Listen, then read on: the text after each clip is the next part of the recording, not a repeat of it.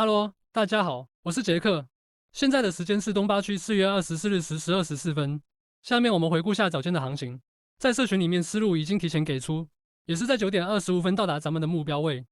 我们的会员有很多都已经吃到肉了，有想第一时间获得情报的，可以申请加入社群。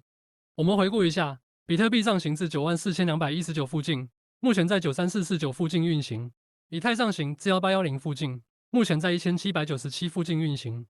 从目前1小时结构上看，比特币处于布林带中轨附近运行 ，KDJ 向下 ，MACD 向下，多头增量。